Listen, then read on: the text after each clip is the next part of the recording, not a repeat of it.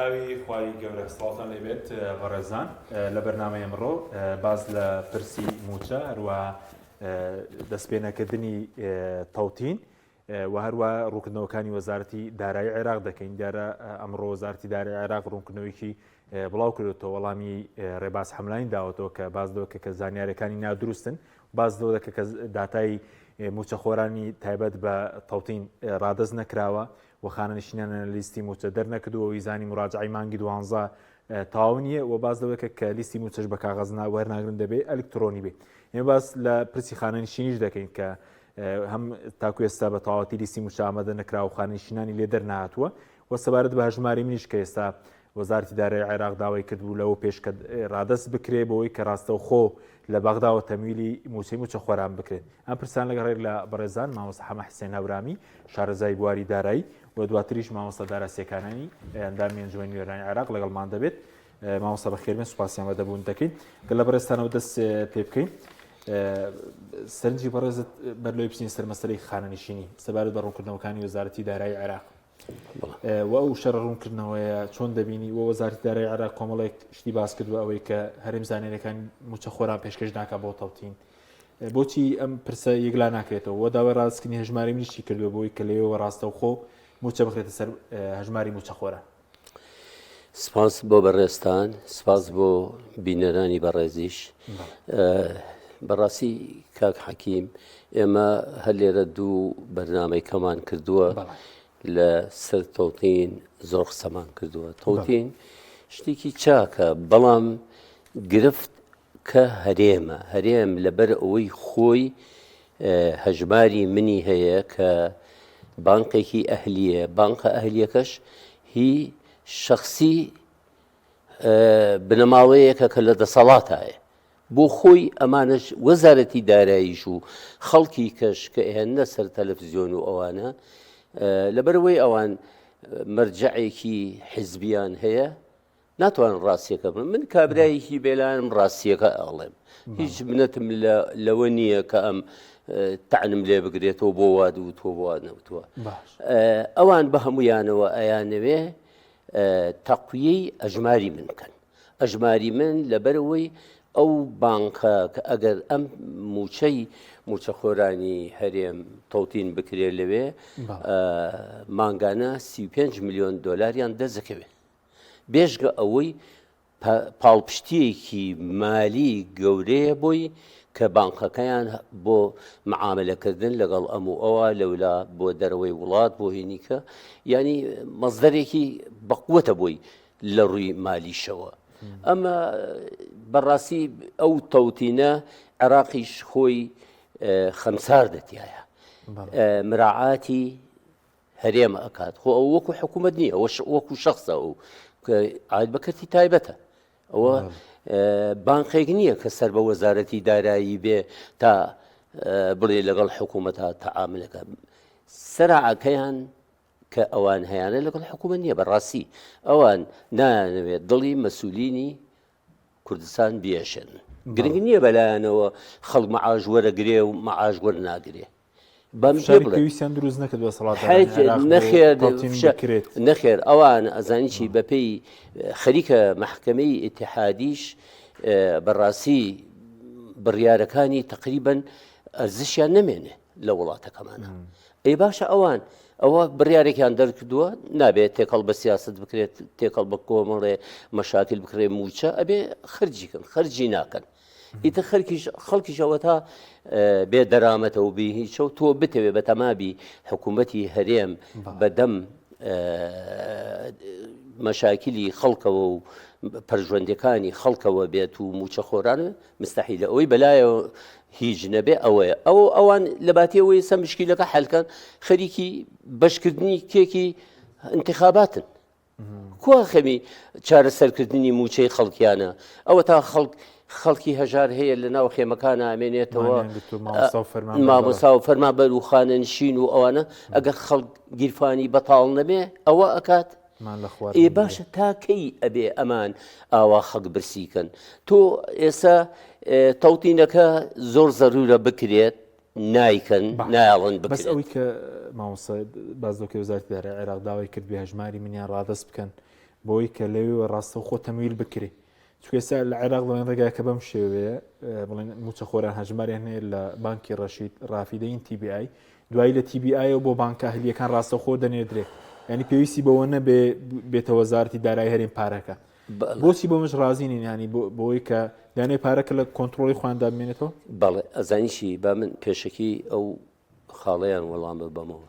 ئەگەر تۆتینەکەش بکرێت لە ڕەشید و ڕافیدەین ئەتوانن ئیسفادە لە ئەژماری منیش بکەن کە بانکی بازرگانی ئەقلیمی هەرێمە ئەویش بابەشدار بێت و چەند توانای هەیە منفەزێک بێ بۆ دانی موچەی خەڵک ئەمە ئەبێ بەڵام ئەوان بە هەموو شێوەیە ڕێ لێگرن کە حەت ناوی تۆتین بەری لەبەرەوەی تۆتینەکە ئەگەر بکرێت تۆتینەوە بکرێت ئەو پارە بە مۆڵی ناچێت بۆ ئەوێ ئەچێ بۆ ڕافیدەین و ڕەشید ئەمان ئەیانەوێ پارەکە بۆ مۆڵی بێتە بانقی ئەقلیمی بازرگانی هەرێمەوە ئەمەیە شەڕەکە بۆ ئەوەیە شەڕەکە بۆ ئەوە نییە کە ئەمە بۆچی ئێمە تقریبا من 18 ساڵ هەل لە بانقا بوو شتێک لە بانقا ئەزانم لەوانە ئەم کۆمەڵە مەساڵحانە تایبەتانە کە بۆ خۆیان هەیە خسوێنەتە ناو حکوومەتەوە بەڕاستی ئەژماری من شتێک نییە وەحدەیەک نییە سەر بە حکوومەت بێ تێناگەم لە وەزارەتی دارایی و وەزارەتەکانی کە و کۆمەڵێ پەرلەمانتار و کۆمەڵێ خەڵکی خارنشینکراوی دەسەڵاتداری هەردوو لایەن یەن دیفاع لە ئەژماری منەکەن من تێناگەم ئەوە یعنی ئەگەر قانونێک هەبێ ئەبێ ئەوانە محکەمە بکردن چۆن تۆ لە دژی کەرتی گشتی کەرتی تایبەتێنیتە پێشەوە ئەوە اختلاسە کاکە سپاس دەکەین مامۆستادارە جەنابیش بەخێر بێی سپاس دەکەین سەبارەت بە بەرلۆی بچین سەرپرسی موچە شەو کۆبوونەوەکی وەزان لە ماڵی سوودانی کۆبوونەوەکە لەسەر چییە و ئایا تایبەتە بە موچە بەپرسی بڵین هەمواری یاسای بودجە بەناوی خوای بەخشندەی میهرەبان سوپاس بۆیەوە سڵاویش لە بینەرە بەڕێزەکان بەخێراتنی میوانە بەڕێزەکە شەکەم دیارە هەمومان ئەزانین هەمواری یاسای بودجە لە ئەنجومەی نوێنەران بوو خراە خشتەی کاریشەوە بۆی دەنگی لەسەر بدرێ بەڵام لە بەدرەنگ وەختێک حکوومەت هەموارێکی نوێی نارد لە هەموارەکەی ڕابردووە باس تەنها لە مادەی 12 بڕگەی جیم کە بڕی تێچووی دەرهێنانی بەرمیلە نەوتە لە $12 بەرز بکرێتەوە بۆ $16 دوای ئەوەی کە لەگەڵ حکوومەتی هەرێمی کوردستان و لایەنە پەیوەنددارەکانە جۆرە ڕێکەوتن کرابوو هەموارە تازەکە باز لە تەنها نەود ناکە باز لە بەرهەمە نەوتەکان هەمووی ئەکا بە غاز و مشتەقاتی نەفتی هەمووی ئەمە تقریبا گرفتێکی دروست کرد چونکە ئەم بابەتە گفتوگۆی لێ نەسکرابوو نە لەگەڵ فراکسیۆنەکانە نە لە لیژنەی داراییە لەبەرەوە دواخرا دانیشتنەکەی ئەم شەوی فراکسیۆنەکان لەگەڵ بەڕێز سوودانیا بۆ گفتوگۆیە لەسەر هەمواری یاسای بودجە و ڕێکەوتن لەسەر شێوازێک کە لای هەمووان پەسەند بێ و تا بتوانرێت دەنگی لەسەر بدرێت ئەوەی ئێستا بڵین سوودانی پێشنیازێکی نوێی ناردە بوو بەوەی کە نەوت و داهاتی نەوت و غاز و بەرهەمەنەوتەکانی ڕاز بکرێت ئێستا بەکەمیانەوە هەموار دەکرێت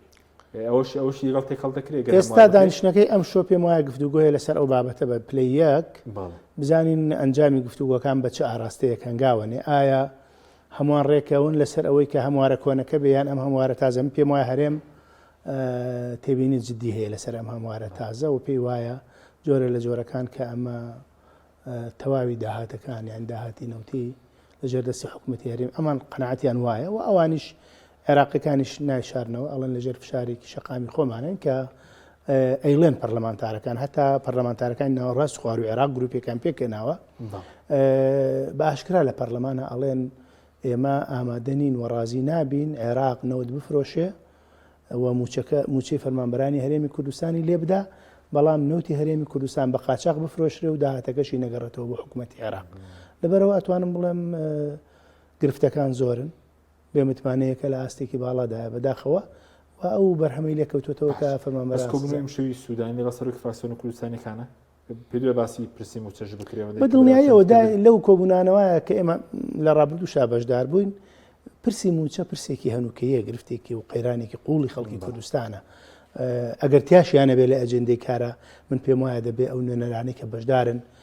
ئەو فرسەتە بقۆزنەوە کە باسی ئەو پەیامە بگێنن کە لە هەرێمی کوردستان چەندین ساڵە ڕوبەڕووی قەیران بۆتەوە بەهۆی ئەوەی کە حکوومەتی هەرێمی کوردستان پابند نییە نە بە یاسای بودجە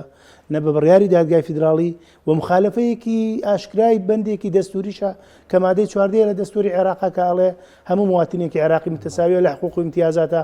بەڵام لەبری ئەوەی لایەنی مقەسیر سزا بدرێ ئێستا موچەخۆر و فەرمانبەر و خاننشینی هەرێم سزا درێ بەس سەبار بە ڕوونکردنەوەکەی وەزارەتی دارایش بۆ چنی چی بوو وەڵامی ڕێباز حەملایندا بۆ کۆمەڵێکشت باز دەکات بە دڵنیاییەوە زانیاری تایبەت بە تەوتینی پێشکەش نەکردووە خاننشینیان دەرنێناوە لە لیستی موچە میزانی مراجعی مانگی 12یان تاوا نەکردووە دەڵێ لیست بە کاغەز وەرناگرین دەبێ ئەلکترۆنی بێ کاگ حەکیم بەداخەوە ینی حکوومەتی هەرێمی کوردستان دەستکەوتێکی گەورە و هەلێکی زێڕینی لەبەردەسا بوو چونکە بەرژەوەندی خەڵکی کوردستانی تیا بوو و بەرژەوەندی خودی خۆیانی تیانە بوو ماتەڵایان پێکرد بەداخەوە بەرژەوەندی خۆیان پێش بەرژەوەندی خەڵک خست لە کاتێکا لە 21 شوباتەوە بڕیاری دادگای فیدراڵی ساڵێکە زۆر واز حەبرارەکە دادگای فیدراڵی هەموو کەس شرۆڤەی ناوێت سێ بە خاڵی لەخۆ گرتووە تەوتین ڕادەستکردنی داهات لیستی موچە پاکەرەوە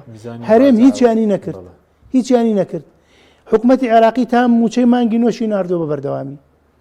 ئەم کاتێک داهات ڕادەست ناکە کاتێک تەوتین ناکە کاتێک لیست پاک ناکاتەوە من ناڵم حکوومەتی عێراقی مقەسیر نیە لەو بەشایە مقەسیرەکە فەرمانبەر سزا ئەدرێ کە دەبوایە لایەنی مقەسیر حکوومەتی هەرێمە یا هەر کەسێکە هەر شخصێکە ئیجراعاتی بەرامبەر بکرێ لەبەرەوە بە دڵنیایەوە مەبەستیان بێ هەیە ئەم پێم وایە ئەتواندرێ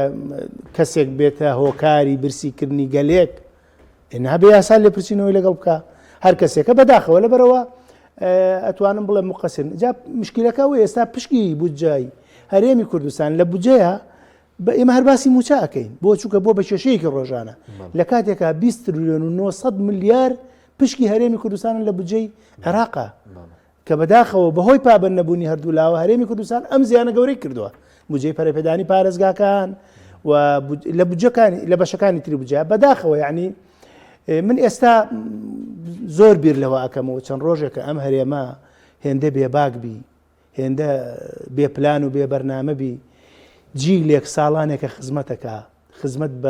بە گەل و خاک و نیشتیمان و نەتەوەیەکەکە ئێستا خانەنشینیەکەی 10 ساڵە سزایە دەی موچەی نادەیتێ بە ناوی لێبڕین و پاشەکەوتن و 10 ساڵە پلە بەرزکردنەوە وەستاندووە ئێستاش کە خانەنشینیەکەی ئەگەر ئەمە چارەسەر نەکرێ بە موچەیەکی کەم کە هەتا ژیانی ماوە ئەبێ فەرمانبەر عقوبە بدرێ لە پێناوی سیستەمێکی شکست خواردوو کە ناوی حکوومەتی هەرێمی کوردستان باش ئەی سەبەر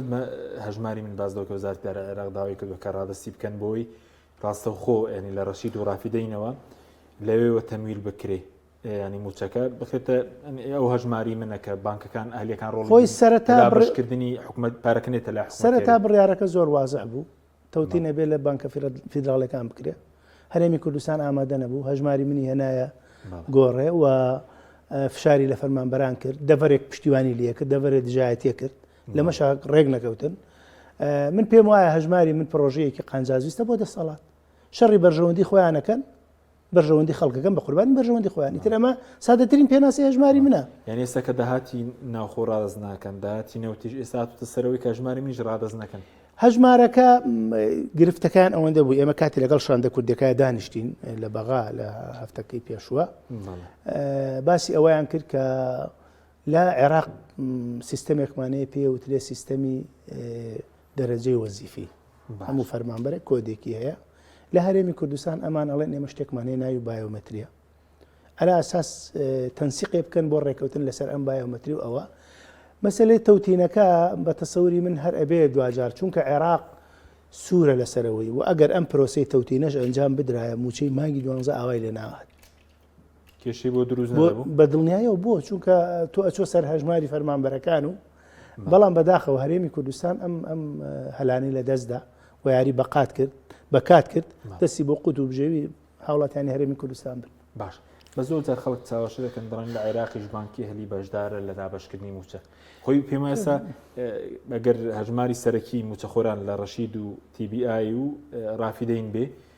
ڕێگە پێدراوە بۆ دابەشکردنەکەی بچێتە بانکە هەلیەکان بەزنێتە لای وەزارەتی دارایی هەرێم کاگە حەکیم ئێمە بە وەفدەکەمان وت تەبێ وتیان ئەم بانکانی هەرێم باشن و هەژماری من پرۆسەیەکی سەرکەوت و وەسفیان کرد ئێمە وتمان خەڵک ئێوە لە بانکە فیدراڵەکان بکە ئێدی خەڵک ئازادکەن لەکوێیەکە با بکە حتا من جارێکان ئەمەم پێوتن وتم ئەگەر ئێوە نە باسی هەژماری بنەکەم پرۆسەیەکی سەرکەوتووە ناڵن 90 خزمەت گوزاریمان هەیە دەوتم 4 خزمەت گوزاری پێشکەشی خەڵکن ئێستا خزمەت گوزارێک نییە هیچی نییە ئەمە لەبەرەوە یعنی ئەم خەڵک متمانەی هاوڵاتی هەرێمی کوردستان بە حکوومەتی هەرێمی کوردستان نەماوە سزا درراوە موچەی لێبراوە عقوبە درراوە دانەمەزراوە پلە بەرزکردنەوەی وەستاوە ئیتر ئەم حکوومەتە لەبەرەوە من ئەڵێم ئەمە شەرمەزاریە بۆ ئەزمموی حکومڕانی لە هەرێمی کوردستان هاوڵاتێکی هەرێمی کوردستان ئامادە نەبێت لە بانکێکی هەرێمە هەژمار بکاتەوە بڕوا لە بانکێکی عێراقی بکاتەوە ئەمە کەواتم نەمانی متمانەیە وڵای من پێشەوەی پرسیارەکەی یەک مداخلەمە بوو لەو کاکدارە بەنسبەت نەوتەوە بەڕاستی بڕیارەکەی دادگای نادی پاریس لە مەسلحەتی دەسەڵاتدارانی هەرێم بوو دژی بووچەخۆرانی هەرێم بوو جاران پێشەوەی ئەو بڕیارە دەرچێت ئەمان نەوتیان ئەفرۆشت مانگانە 350 میلیۆن دۆلاریان ئەیە بە وەزارەتی دارایی لەگەڵ هەندێک پارەی ناوخۆ و جاجاجی عێراقیش هاوکاریەکی ئەنار موچە ئەدرا ئەم مەشاکیلانەی تیانە بوو دوای ئەو بڕیاری دادگای نادی پاریس بەڕاستی ئەوە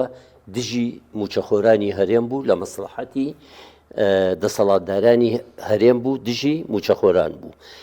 دەسەڵاتدارانی هەرێم ئەوە ئەبینین لەم لاو لەولا ڕۆژانە خۆ بە تەلەڤیزیۆنەکانیان بینن کاکە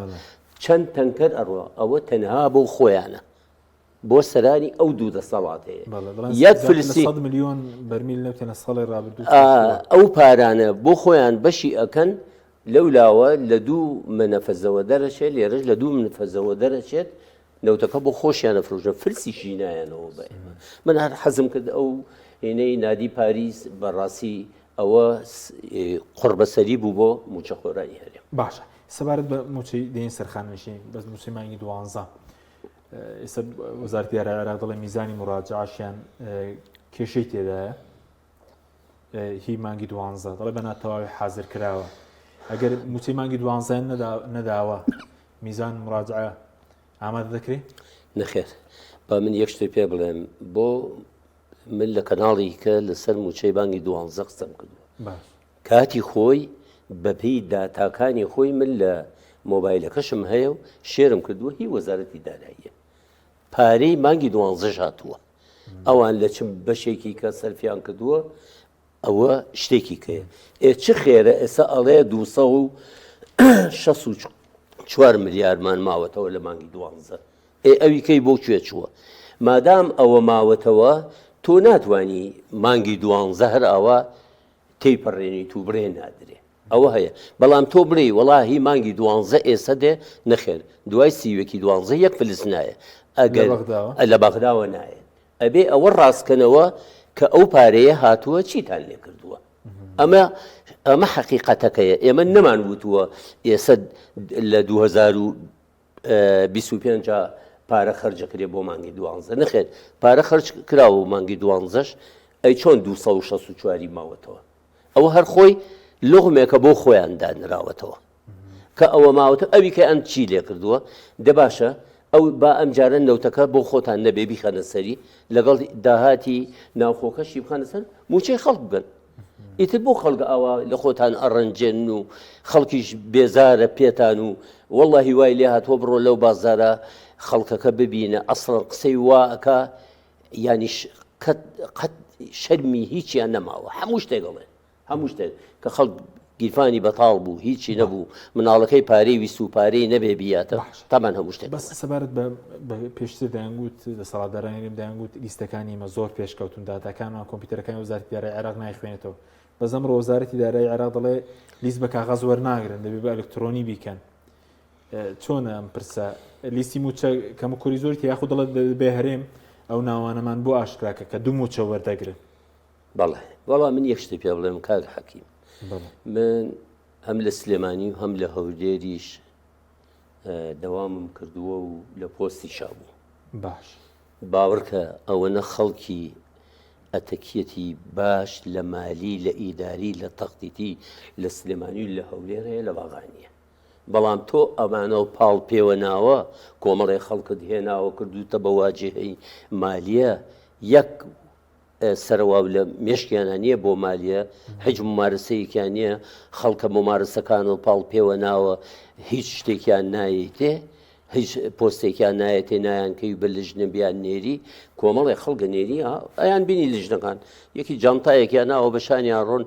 یەک مالیانتیانە یەک مالیانتیانە خۆشیان بە تی ئەکەوی کاکە ئەگە خەڵکی مالیت لەگەڵا بێ ئەو ئەزانێ لەکوێ خەڵکی قانونی لەگەڵا بێ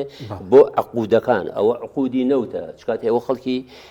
ئەوەی شارەزای لە پرۆژە نەوتیەکان و لە عقودی قانونی کە ئەبەسرێ ئەبێ ئەوان لەگەڵا بێ بەڵام مەسائلە مالیەکان ئەوە ئەبێ خەڵکی مالی لەگەڵا بێ سەرف تۆ ئەمەیە من باوەڕ ناکەم ئەزانی چی بەو شێوەیە بێ کە بڵێن لە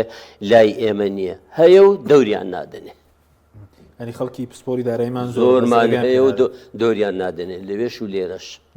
بەڵ دیستەکە دیارە تا ئێسش کەمە کوریتیا بەڵێ ئەو لیستە بەڵێ کاغەز نامانەوێ ئەوە ئەزانین چۆنە کار لیستی مانگی 12 ئەگەر میزان مراجعەکەی بۆ بکەی موچە خۆران لە مانگی 12 لە چه حەقلەکە چی دائنێ چی دائنێ خەرجی خەرج نەکردووە ئەڵێ خەرجم کردووە پارە بۆ هاتووە خۆ میزانی مراجعە چییە میزانی مراجعە و خەرجی مانگی ڕابردووە نهار لە علمی حساباتە پێی ئەڵێن حرفتی ئەوەی بۆ دیێت لە چەپەوە دایئنی ئەو ئیرادەکەتە ئەوەی خەرجەکەی لە ڕاستەوە سەرفیەکەی خەرجی و داهات چەند خەرج کردووە لەو داهاتە ئەڕوات لە داهاتەکە ئەگەر مایەوە نوری عەلاندوو ئەگە نەماوە فول کردووە و خەرج کردووە ئەمان نە لیستەکان پاگەکەنەوە نە عەفوم کە نە میزان مراجعەکەش بەڕێک و پێکی ئەنێرن خەڵکە هەیە بیکات بڵێم نییە وەڵڵا خەڵکی باشەیە سوپاس دەکەم ماوەستا دەرە بۆ ئەمساڵ لە بەردەم چیداین ئەو موچەی مانگی 12 کۆمنتێک دەبەست بۆ موچەی مانگێک وەسەبارەت بە برێرەکەی دادگای فیدراڵیش کە نزیک دەبینەوە لە ساڵێک ئەوەی کە بەرەزامەش پێ بڵێن تەوتین نەکراوە لە بانکە حکومیەکان میزانی مراجعە دوا دەکەوێت داهاتی ناوخۆ تەسلیم نەکراوە داهاتی نەوتیش کە دەڵە دەبێت تەسلیم بکرێ ئەویش ڕاڕز نەکراوە کە بڵێن مڕگەکانی برارەکەی دادگای فیدراڵی بوو لەم ساڵدا جێبەجێ دەکرێت ئەتوانین بڵێن ساڵی 2024 کەمکۆڕی زۆر هەبوو بەڵام لە 2023 باشتر بوو لە عێراق دەنگ لەسەر جێ 3 ساڵ درراوە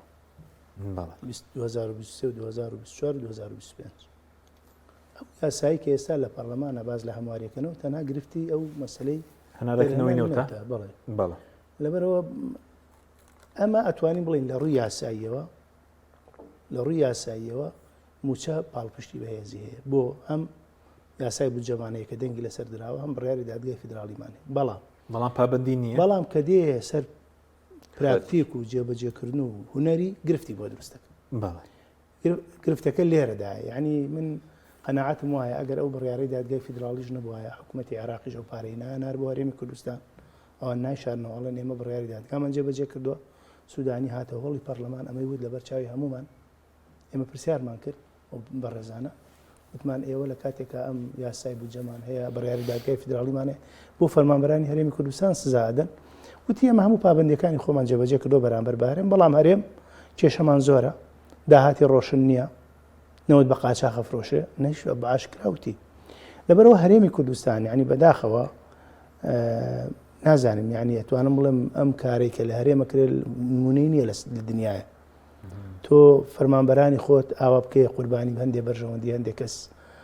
یان هەندێک حیزب یا دەسەڵاتێک ئەمە باشەکەکان قورس داهاتی ناو خۆڕارەسکەی لیستێکی موچێرەك و پێک ئێستا هەرێم ئەو ڕۆژە لە بەغا ئەوەندە قورس ئەو ڕۆژە لە بەغا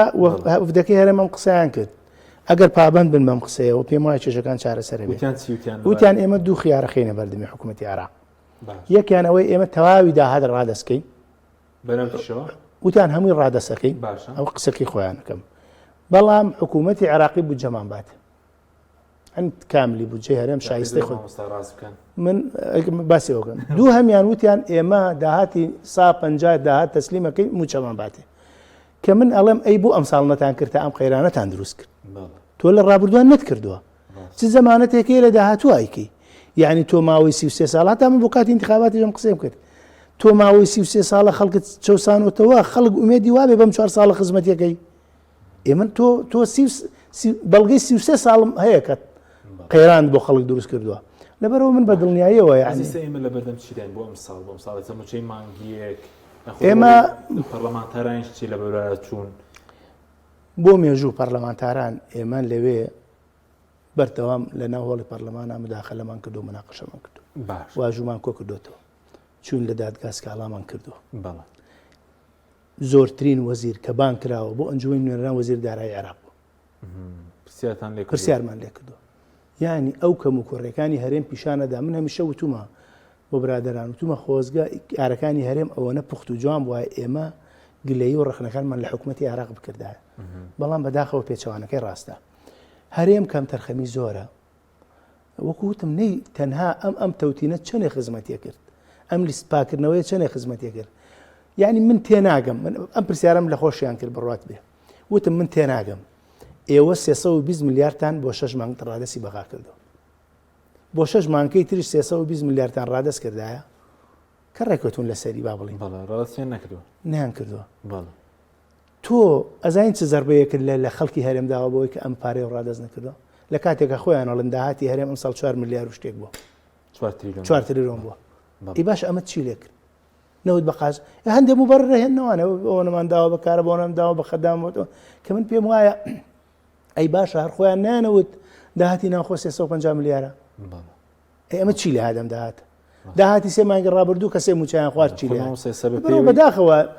نانەوێ ئەم کێشەیە چارەسەر میزان ڕاجعی کە خۆیان بڵاویان کرد بە وەریسێ وەزارەتی دارایی هەرێم دەڵێ بۆ 11 مانگ 4 تریلیۆن و 347 میلیارد هەر مانگی 392 میلیاری بەردەکەی ئەگە دابەشێکی داهاتی ناو ئەوەی نردوێتی بۆ بەغا هەمووی بزانە چەنە ئەوەی لێ دەرکە 399 میلیاریان تا ئێستا نردووە 390 لێ دەرکە چیمێنێتەوە بزانە ئەمە بۆ ناتوان من دڵنیا بن لە هەرێمی کوردستانە پارە هەیە بەس نانێ موچە بن بەس ئێستا موچەی مانگیەک خەڵک چاوەڕێ بێت کێشەی هەیە چونکە خەڵکێکی زۆر شیکردنەوەی بۆ دەکاندێکیان دەڵێن نایێت وەفدێکی دیاخود دێت وەفدێکی حکوومەتی عێراقی لە هەولێر بوون هەفتەی ڕابردوو باش بۆ چارەسەرکردنی ئەم کێشانە بۆ لێک تێگەیشتن بۆ جۆرە لە تەنسیق و هاوکاری قسەکە لە بەغا واکراوتیان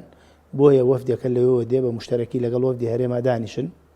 لەسەر سیغەیە ڕێکەوە نەک ئەم جارەش بیبنەوە بۆ وەزارەتی دارایی ئەوانیش بڵێن تێبینی و سەرنجمانەیە یعنی وەفدە مشتەرەکەکە هەردووچیان ڕێکەوت بن لەسەری لەوێ لە وەزارەتی دارایی و ئەنجومەنێکیان دروست کردەوە بە ناوی ئەنجومەنی ئابووری کە بەڕێز فواد حوسێن سەر پەرشتیەکە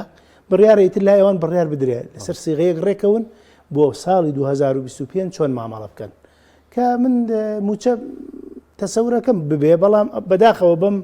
بەم عەرقەلە و دواکەوتنی کە بۆی دروستەکەن بەڕاستی ئەمە فەرمانبەرانی هەرێم تۆ بەردەوام لە دڵە ڕاوکێ و بەردەوام لە قەیرانە و یعنی بۆ بە عیبە دوای 33 ساڵ ئازموونی حکومڕانی تۆ نەتوانی موچەی مانگێ بۆ فەرمانبەرانی خۆت دابینکەی و شانازیش بەم دەسەڵات و ئەزمون و حکومڕانیەوە بکەی بەداخەوە نەتوانی ئەم کێشەیە چارەسەری هەتا خانە نشینان تۆ چەند لە 2022 بڕیار هەیە کە کار بە یاسای خانشینی ژمارە 4 ژمارە 2014 یەکگرتوو بکەن نیان کرد ئاوایان لێ کرد ئێستا قەیرانیان بۆ دام و دەستگا دروست کرد بۆ خەڵکیان دروست کرد ینی بەداخەوە نەبوونی پلان و بەرنامە وەلەو لاشەوە بێباکی دەسەڵاتدارانی هەرێم ئەم بارودۆخی خۆتخواند سوپاس دەکەم مامۆستا بینە سەر خانەنشینی سەبەر بە نشینی بەڵام بەرلەوەی کە بینە سەرخانشی بە کاکسۆرا عومەر بەراچوونێکی کرد بڵێ بانکی ڕەشید و ڕافیلین ئامادەن تەوتین بکەن واتە بانکی ڕەشید دەڵێ چەند زانیارێکمان بۆ بنێرە ناوی چواری فەرمانبەر ناوی دایکی ژمارە تەلەفۆن ناونیشانی ئێمە خۆمان پێویست بە ئامادە بوونین و لەوێەوە هەژماریان بۆ دروست دەکەن یعنی ئێستا و بانکانش ئامادەن بۆ تەوتینەکە بەس لێرە ناکرێ ئەوەی کە جەنابەت باسیەکەی ئەوان نەتوان بیکەن ئێستا ئێمە هەموو جارێ ئەبیستین گوایە لێرە بانقی ڕەشید و ڕافیدین شوێنیشیان گرتووە و یەکێڵێ یەکی سێ یەکێڵێ کۆتایی سێ مباشەرەکەن لە شوێنەکەی خۆیان ئەمە یەک دووش ئەوان بەو معلوماتانە خۆیان لە وەزارەتی دارایی لەوێ بیان بە بانقەکان فعلا نەتوانن تەوتینەکە بکەن سۆرتە بێ هەرەوە معلوماتەیە کەیەتەوە موچەکەش قایمەکەی لای وەزارەتی داراییە. بەس ئەگەر لە تەوتینەکەش بکە دەبێت لیستی موچار هەرێم ئامادەی بکە و لیستی موچە ئێستا لایەنە کاکە. بەڵێ وەزارەتی دارایی عێراق لایەتی کە ئەو معلوماتانە کە لایەن بێ ئەوان لەسەر ئەوە کاک حەکیم موچەکەی 1,100,000 لەسەر ئەو معلوماتانە هینەکەن هەر گۆڕانکاریەکی ژەبێ تەرفیع عەلاوەی خۆ الحەمدولانە تەرفیع ماوە نە هیچ ماوە لێرە وەکو کۆمپانیایە کە تۆ مۆزەفی کەرتی گشتی نیت تۆ چیتە کۆمپانیایەک عەقدێکەکەی لەگەڵ خاوەنی کۆمپانیاکە بە 1,500,000 تاعینەبی بۆ مانگێ ئیتر هەتا ئەو عەقدە لە بێنتا نابێ هەر 1,000,000 بەڵام هی حکوومەت وانییە ساڵانە علاوەی هەیە 3 ساڵ جارێ تەرفیعی هەیە ئەوانەی هەموو ئەچێتە سەر ئێستا سەلام هەیە 15 ساڵە تاعین بووە خرێجی کولیێشە نەگەیشتو تا 8 ساڵ ئێوە بە تەرفیع و علاوە ئەچێت لێوێش خەڵکیان کەپس کردووە لە هیچ زەمانێکا و لە هیچ قانونێکا ئەوە نییە تەنها لە حکوومەتی هەرێما هەیە بەس سوار بە خانەنشینی ئشکال لێ بەردەمدا چکە دەڵە ناوی خانەنشینەکانشیان دەرنەی ناوە لە لیستی موچە کە زیاتر لە 29,000 کەس دەڵێ خانەنشین دەبن وەزارەتی دارایی عێراق یاساکە جێبەجێ دەکرێت و 12 موچیان دەبێت پێ بدرێت پێ یاسای خانەنشینی یەگرت وەڵام من حەزەکەم لەسەر خانەنشین تۆزە لەسەری ڕاوەسی لەبەرەوەی من فترەیەک معاون مدیر عامی خانەنشینیش بووم و کاتێک مؤسسەی بەغاژ دروست بووە فترەیەک ڕۆشتین بۆ ئەوێ بۆ دروستکردنەوەی مؤسسەی بەغا و ئەوانە کۆمەڵی معلوماتم لەو شتانە هەیە لە زەمەنی دروستبوونی دەوڵەتی عێراقیەوە تا ئێستا باشترین بڕیار کە دەرچووە بۆ خانەنشین ژمارەنۆی 2200 ئەو یاسایە جوانترین و پوختترین یاسای خانەنشینیە ئەمە لە تێکەڵەیەکی ئەوروپی و بڵین ئەمریکیش وەریان گرتووە معلوماتیان وەرگتووە بۆ ئاگاداری زۆر شتێکی ستاندەرە زۆر شتێکی چاک بەڵام ئەوان لە 2014ەوە لە عێراق جێبەجێ کراوە بەڵام لای ئێمە لە ساڵی 2022ەوە بڕیاری دادگا دەرچوو ئەمانیش ماوەیەکی ساڵەوە جێبەجێ اینجا ئەم مەسەلەی موالیدانە کە ماوەتەوە ئێسەکە خانەنشینیان کردوون بە پەڕەپروزە ئەوە زەختی حکوومەتی عێراقی و وەزارەتی داراییە ئەبێ نەسەن هەموو بڕیارەکە جێبەجێ بکەن هەرەوە نییە معاشکەتان زیاد کردووە و ئەو قەراری موالیدەکان کە بۆ هین تەقاعودی کردن عمر بووە بە 6 ساڵ عمر بووە بە 6 ساڵ ئەبێ ئەوانە هەموو بڕن کە دارا خۆی زانێ ئەوان لەبەردەستیانە کە بیکەنەوە بە 63 تۆ ئەبێ ئەوە جێبەجێکەی جارە با بڕوانەوە ئیلغا بووە مامۆستا جارێ کێشەی لەسەرە تەمەەن بکرێتەوە بە 63 بە ئاسانی تێپەڕێ ئەو قسەی جەنابی زۆر تەواوە ئەگەر ئەوەش هەمواریش بکرێتەوە کە قورسە جارێ قورسە کە قورسە ئەگەر هەمواریش بکرێتەوە بێ ئەمە جێبەجێ بکەیت تۆ ئەبێ ئەسەری ڕەجعی نابێ و یاس بەڵێ ئەبێ ئەوە جێبەجێکە ئەفۆم کە ئەوە جێبەجێ کرا ئەو کاتە جێبەجیان نەکردووە ئێستا بەم پەلەیە ئەمەش لغمێکە دیسانەوە بۆ موچەی مانگی 12دایاننا ئەمان بۆ لەم کاتانە بۆ لە مانگی 11 ئەو هینە مانگی جێبەجێ نەکرد بڵێ کاکە ئەبێ من نەسەن و ڕۆحن یاسای ژمارەنەوەی 2014 ئەبێ هەمووی جێبەجێ بکەم ئیتر ئەمە کە بووە من شتێکی باشیشی ئەزانم بەڵام ئەبێ تاسیویەکی 12 ئینفیکار پێکراون نابێت لە قایمەی مانگی یەکتیایە بێ ئێستا ئەمان گومانیشیان هەیە گوایە لیستەکان خانەنشینەکانی شیتیایە ئەوە نا ئەمە باشترین شتیشە هەلێکی کاریش دروست دەبێتەوە بۆ گەنجەکان هەمومان ئەمان خەڵک بخرێتە شوێنە مشکلەکە یەکشتە مشکلەکە یەکشتە ئێمە لەم وڵاتی ئێمە میزانیە نییە بودجە میزانیە هیچ ساڵێک دانانیشن میزانیەک مسادقە بکەن میزانیە خۆ دەزانی لە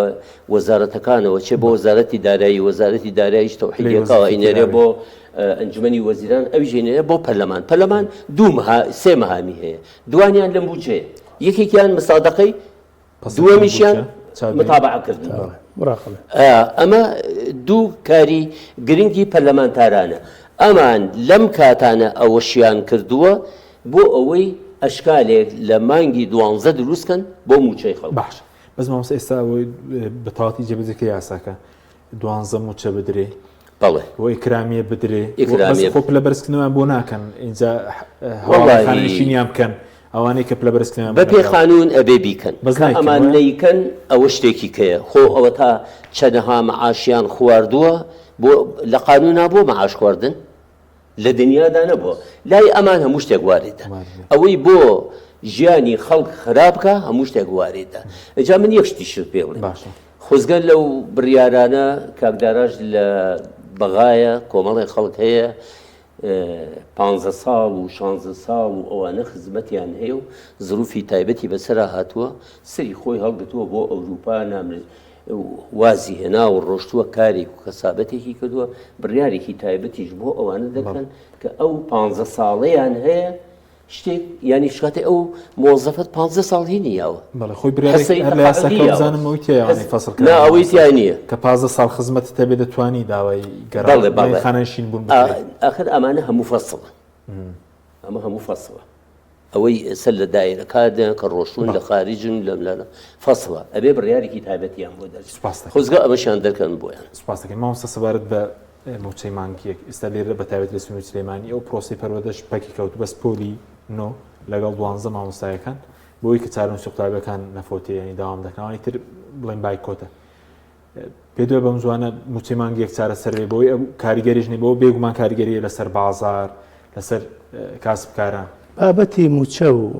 بودجا من پێم وانی هەر تایبەت بێ بە فەرمانبەرەوە وەکو بە دڵنیاییەوە هەمووی بە جۆرە لە جۆرەکان موچە خۆرە کابراایەک تەکسی پێ دوکاندارە کرێکارێکە بەقاڵێکە لە بازار هەمووی چونکە ئەگەر پارە نەبوو ناو خەڵکە کەسابەت ئەوەستێ بەداخەوە ئێمە هیوادارین لە زووترین کاتە ئەم وەفدە ڕێ بکەون بۆی لای کەمی موچەی مانگی یەک زیاتر دوانەکەوێ کە تەسەورەکەم حکوومەتی عێراقی کاتێک گەشتن لێک تێگەشتن موچەی مانگی یەک ئەنێرێ بەڵامهینی کە و کۆبوونەوەی دەکرێت کۆبوونەوەیکی گرنگە کە لە پێم وایە کۆبوونەوەیکی گرنگە بەڵام ئێمە یەک گرفتمان هەیە بەڕاستی لەگەڵ کۆبوونەوەکان و لەگەڵ ڕێکەوتنەکانە ئەزمونێکی تاڵمان هەیە زۆر جار بەڵێنیان بە خەڵکدا و ڕێکەوتنەکان خۆ چەندین جار باسییان کرد بەڵام پابند نابن گرفتەکە لێردایانی ئەم قسەی جەنابی زۆر زۆر تەواوە کە ئەڵێ تۆ هاتی لە مانگی حوتە ئەم بڕیارتدا موچەی خاننشتان هاوتا کرد و کاتە ئەم بڕیارت دەرکردایە ئێستا بۆی مانگی 12 ئەوە بوو بە ها چۆنەڵی شتێکەیە لە سیاسەتە ئەڵێ مەرجی پیشان دەبەوەی بە لەرزوتا ڕازی بێ یعنی فشارێکی بۆ هێناوە لە مەسەلەی خانەنشین و خزمەت و تەرفیع و عەلاوە و خزمەت و تەرتیبات ئەوە خەڵکەوتە موچەکەی وایم بوو ینی بەداخەوە یعنی ئەمە حکوومەتی هەرێمی کوردستان بەردەوام قەیران بە قەیران چارەسەرەکە قەیرانێکی ترێ هێنێ بۆی ئەم قەیرانەی پێشوو لەبیر خەڵک بەرێتەوە کە ئەمە پێم وایە بەڕاستی بەداخەوە سیاسەتێکی زۆر هەڵەیە لە دنیاە نەبووە حکوومەت 11 ساڵ بودجەی نەبێ میزانیەی نەبێ حکوومەتی هەرێمی کوردستان کە میزانێ نەبوو یعنی میزاج دەورە بینێ تۆ بە عەقڵی خۆت با بۆچوونی خۆت بە ئارەزوی خۆت پارە بۆ ئەملاو بۆ ئەولا سەرفەقی بۆ فڵان شار و بۆ لەبەرەوە بەداخەوە هەرێمی کوردستان موچەکە چارەسەر بکرێت کە خەڵک لە دڵ من گەشتبینم بەڵام بەڕاستی ئەبێ ئێمە لە بەغا فشار بکەین ئەبێ ئەم دۆسیەی موچەی فەرمانبەرانی هەرێمی کوردستان لەم ململانەیەی نێوان ئەم دوو حکومەتە قوتاری ببێ چۆن ئەو بڕیاری دادگای فیدراڵیمانەیە فشارێ بکەین ئەم تەوتینەش بەلایەکە چارەسەر بکرێ بڕیارێکی جەریئانی بۆ بدرێنی حکومەتی عێراقی من پێم وایە ساتوانە تەوتیم بکە زانیاری فەرمانبەرانی لایە ئەوەی کە بەڕێز باس ئەتوانێ بیکە ئەم بڕیارە بدا هەر کەسە بچێتە سەر هەژماری خۆی و ئەم حکوومەتەی ئەبێ وای لێ بکەیت چاریش بەس وەکو بە کورتیش سەبارەت بە خانەشینانی سەربازیەوانی وەزارەتی پێشمەرگە تاکوی ساوان هاوتا نەکراوە خەڵکێت تاکویسە کەمتر لە 500 هزاریە ینی بۆ بەس مەدەنێکە کردویانویشیان نەکردو یەک مشکلە هەیە کاک حەکیم لە عێراق پلەبەرزکردنەوەی سەربازیان وەستانوە لە هەرێم نانوەستانەوە لە هەرێم پلەبەرزکردنەوە تەنها هەندێ وەزارەتی خەدەمی ئەویان وەستانەوە ئەوسمەوەیەکی خانەنشین کراوە ئێستا بۆیان هاوتا نەکراوە لە عێراق یەک یاسا هەیە کاکەچیم لە عێراق یەک یاسا هەیە لە هەرێم کۆمەڵی یاسا هەبوو بۆ وەزارەتی پێشمەرگە یاسایەک و بۆ وەزارەتی ناخۆ یاسایەک و بۆ نازەم لە عێراق یەک یاسا هەیە یاسای ژمارە 9 ساڵی 2014 سەرۆک کۆمار تا فەرمانبەر لە خوارەوە بۆ یاسایە خاننشینە بێ ئەوە لە هەرێمە یاسای جۆرا دەبێت بکرێت ئەبێ هەموو ڕاست بکرێت. سوپاس دەکەین مامۆستا داراسیەکانیانی و مامۆستا حەسەن هەورانی سوپاستان دەکەین. سوپاس بۆ سپاس بۆ بینەرانی بەڕێز، سوپاس بۆ هاوکارانم، خواتان لەگەڵ.